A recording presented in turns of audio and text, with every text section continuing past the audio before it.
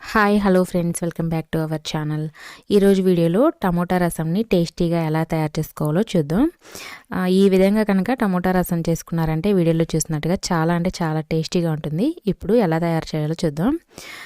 ముందుగా ఒక నిమ్మకాయ సైజ్ అంత చింతపండుని కొద్దిగా వాటర్ పోసి నానబెట్టుకోవాలి ఒక గిన్నెలో.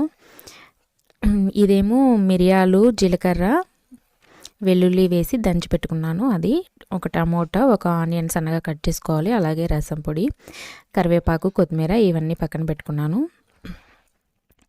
ఇప్పుడు టమోటా రసాన్ని ఎలా తయారు చేయాలో చూద్దాం. ఇప్పుడు నానబెట్టుకున్న చింతపండులో టమోటాని ఒక 4 ముక్కలుగా కట్ చేసుకొని వేసుకోవాలి. అలాగే కొంచెం కొత్తిమీర, అలాగే 1 స్పూన్ రసం పొడి వేసుకొని ఇలా టమోటా అనేది మెత్తగా దాని లోపల గుజ్జంతా వచ్చేలాగా మెత్తగా స్క్వీజ్ చేసుకొని కొద్దిగా వాటర్ యాడ్ చేసుకొని ఆ రసాన్ని వేరే గిన్నెలోకి ఇలా ఉంచుకోవాలి. అలాగే మిగిలిన టమోటా ఈ చింతపండు గుజ్జు కూడా కొంచెం వాటర్ యాడ్ చేసుకొని ఈ విధంగా మిగిలిన రసాన్ని కూడా తీసుకోవాలి. ఇప్పుడు స్టవ్ ఆన్ చేసి స్టవ్ మీద పెట్టుకోవాలి.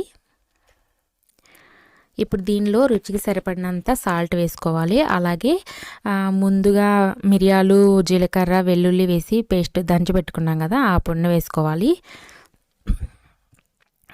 అలాగే కొద్దిగా ఒక 1/2 టీ స్పూన్ కారం వేస్తున్నాను.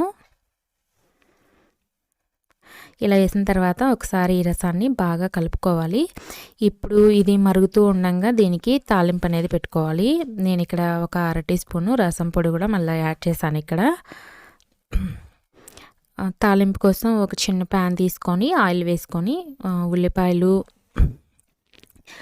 వెల్లుల్లి అనేది ఫ్రై చేసుకోవాలి. ముందు టమోటాలని ముక్కలుగా కట్ చేసి వేసుకోకుండా ఇలా మెత్తగా మెదిపి రసం తీసి వేసుకోవడం వల్ల ఈ రసంకి చాలా టేస్ట్ వస్తుంది. ఒకసారి మీకు కనుక ఇలా తెలియకపోతే ఇలా ట్రై చేయండి ఒకసారి, చాలా చాలా చాలా బాగుంటుంది. ఇప్పుడు ఈ ఆనియన్స్ అనేవి వేగిన తర్వాత ఇందులో ఒక ఎండుమిర్చి, అలాగే 1 స్పూన్ కొబ్బరి తురుము, ఎండు కొబ్బరి తురుము, ఆవాలు, జీలకర్ర వేసుకొని ఫ్రై చేసుకోవాలి. లాస్ట్లో చిటికెడు పసుపు వేసిన తర్వాత కరివేపాకు రెబ్బలు వేసుకొని స్టవ్ ఆఫ్ చేసుకొని ఈ తాలింపుని ఈ మరుగుతున్న రసంలో వేసుకోవాలి. అంతే, చాలా సింపుల్గా అయిపోతుంది. అలాగే టేస్ట్ కూడా సూపర్గా ఉంటుంది. మీకు కనుక ఇలా ఈ టైప్లో తెలియకపోతే రసం ఒకసారి ఇలా ట్రై చేయండి, చాలా బాగుంటుంది. అలాగే ఈ రసంలోకి కాంబినేషన్గా నేను సింపుల్ అండ్ ఈజీ చికెన్ ఫ్రైని కూడా చేశాను, అది కూడా చూసేయండి. ఏం లేదు, చికెన్ ఫ్రై కోసం ఇలా ఆనియన్స్ని చిన్న ముక్కలుగా వేసుకొని ఆయిల్లో వేసుకొని ఆనియన్స్ అనేవి లైట్ బ్రౌన్ కలర్ వచ్చేంత వరకు ఫ్రై చేసుకోవాలి.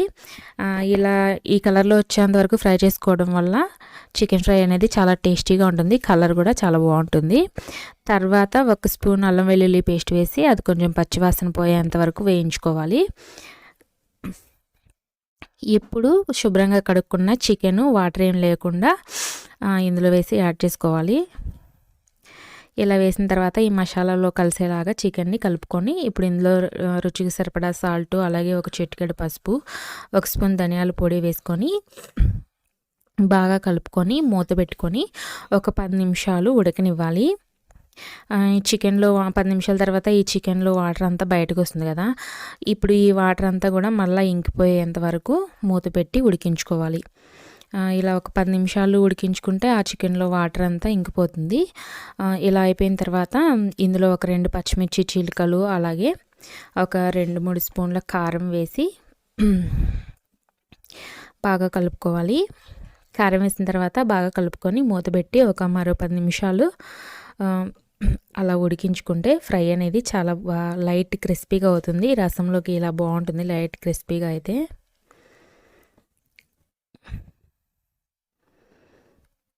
ఇదిగోండి, లాస్ట్లో ఇంకా కొంచెం గరం మసాలా పౌడరు, అలాగే కొంచెం కొత్తిమీర యాడ్ చేసుకొని ఇంకా స్టవ్ ఆఫ్ చేసుకుంటే అయిపోతుంది.